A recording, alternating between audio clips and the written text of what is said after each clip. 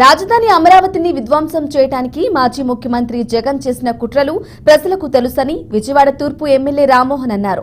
YCP కార్యాలయాన్ని కూల్చివేశారంటూ జగన్ ఆవేదన చెందడం విడ్డూరంగా ఉందని అన్నారు. విజయవాడ తూర్పు నియోజకవర్గం పటమట 10వ డివిజన్ ఫన్ టైమ్స్ రోడ్డులో ఎమ్మెల్యే పర్యటించారు. విజయవాడ తూర్పు నియోజకవర్గంలో ఇస్త్రీ పెట్టి బండ్లు పంపిణీ కార్యక్రమాల్లో ఎమ్మెల్యే పాల్గొన్నారు. గత ప్రభుత్వ పాలనలో చేసిన కుట్రలు వైసీపీ నేతలు గుర్తు చేసుకోవాలని రామ్మోహన్ సూచించారు. ఈ ఆఫీసుల గురించి జగన్మోహన్ రెడ్డి గారు చాలా ఆవేదన ఆందోళన బాధపడుతూ ఉన్నారు.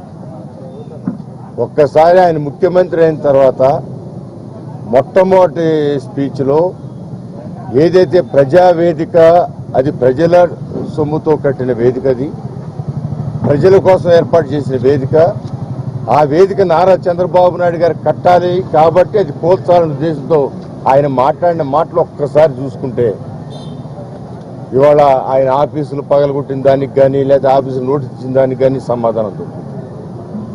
ఇవాళ మిగతా ఆఫీసుల గురించి నాకు తెలియదు కానీ మంగళగిరిలో కట్టిన ఆయన కేంద్ర కార్యాలయం రాజధానికి దారి లేకుండా చేయడానికి కుట్ర పని అక్కడ ఏర్పాటు చేస్తున్నాడు ఆయన.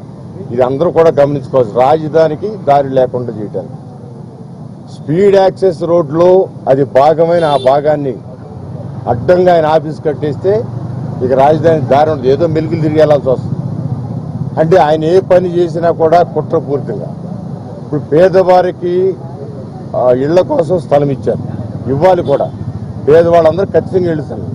కానీ ఆయన పేదవారిని అడ్డం పెట్టుకుని ప్రధానమైన రాజధానిలో ప్రధానమైన భూభాగం అక్కడ అది రాజధానిని డిస్టర్బ్ చేయడానికి ఆలోచించారు తప్ప పేదవాళ్ళ కోసం సైట్ ఇవ్వాలా అనే ప్రేమతో కాదు.